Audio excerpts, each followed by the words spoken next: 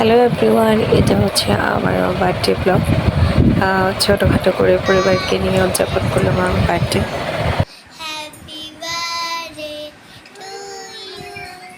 Happy birthday to you. Happy birthday to you.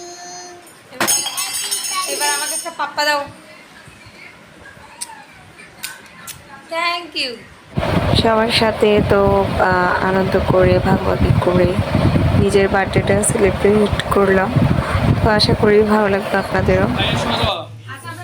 এই দাদা একটু সরাই দাও।